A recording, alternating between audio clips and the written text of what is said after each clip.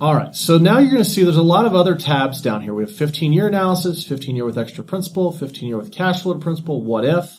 Let's look at our what if tab. All right, we're going to take that actual cash flow analysis. This cash flow tab is put right here. All right, these are the same results, same cash rate, cash on cash, same cap rate, etc. What if we purchase the property at a discount? And this pulls from what we put in back at the inputs tab. If we get a discount on this property, instead of paying $181, we get a 10% discount. How much better are my numbers? If we increase the rents, but we still purchase it at the same price, how much better are my numbers? If we decrease expenses, but we still purchase it at the same price, how much better are my numbers? What if I am the master negotiator and I purchase it at a discount, I increase the rents, and I decrease expenses? I do all three.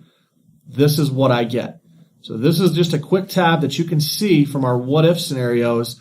What have we gotten on this spreadsheet? What have we improved with our market, with our property?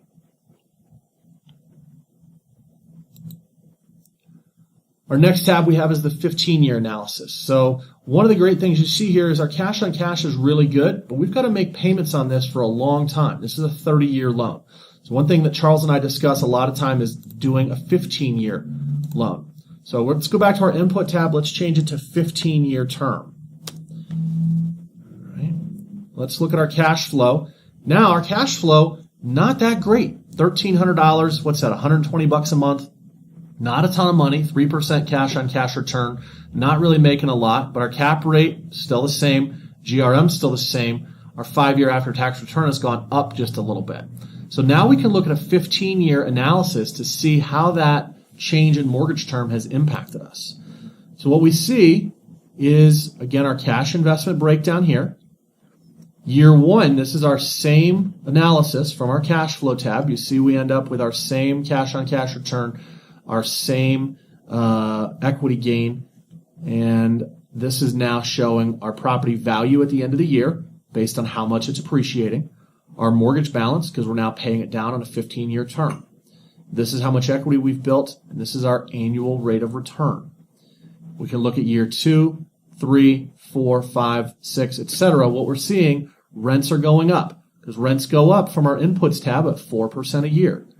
Expenses are increasing. We've factored in 3% annual inflation on all of our expenses. It might be higher or lower.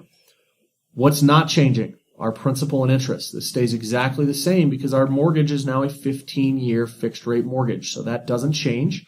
Our cash flows increase gradually because we are increasing rents, and expenses are increasing, but not at the same pace as rents.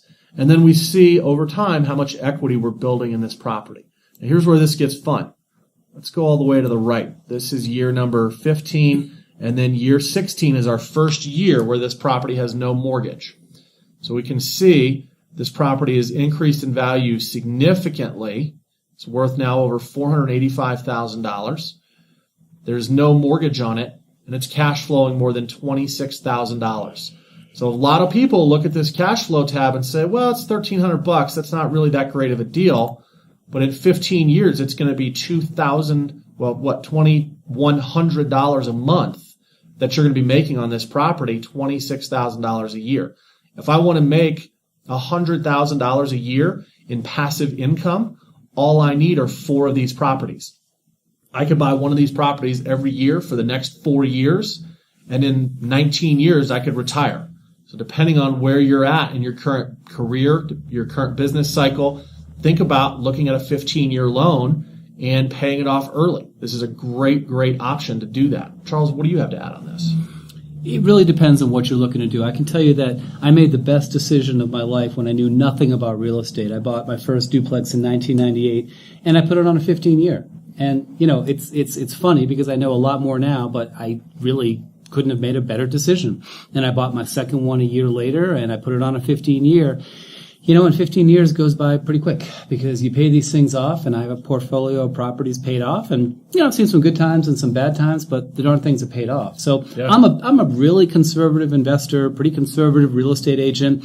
There are lots of pros and cons to not paying them off early, maybe buying other properties or, you know, doing something else with the money. But I really like to start with, how about just, have a retirement option and do whatever you want with your life by paying them off. That's my opinion. I think you're exactly right. And I do have a question for you.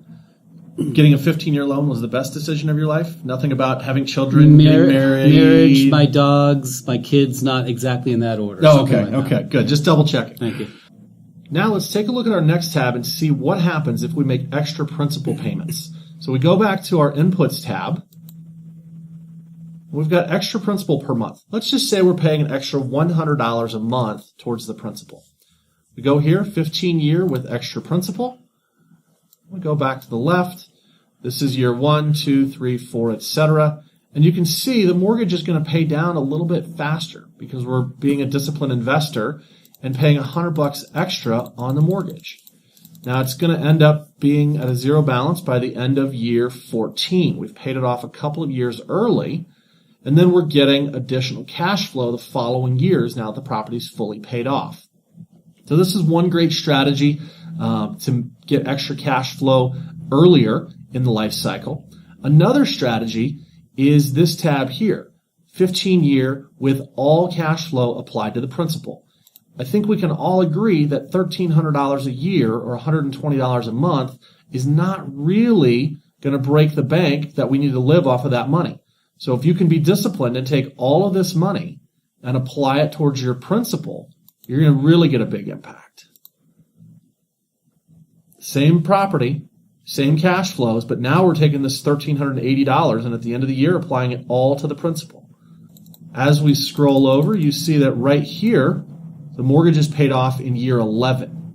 And we haven't done anything different except not put any of this cash flow in our pocket. We've simply applied it towards the principal. And now 11 years from now, we have $22,000 in free cash flow, which is going to continue to increase every year as rents go up. Charles, is that a good strategy for getting this property paid off quickly? Yeah, definitely is. I mean, depending upon what you want to do with your money, there's no absolute right or wrong. A lot of it just depends on how much you want to get things paid off early. So we'll have clients, for example, who say, we want to take our extra money and buy another property. And we teach a whole class on that.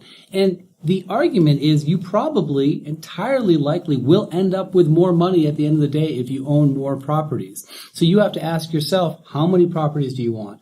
How many tenants do you want? What level of risk do you want? There's no absolute answer. As much as we love spreadsheets, the spreadsheets are a guide to help you make the right answer. But the spreadsheets don't answer it for you. That's exactly right.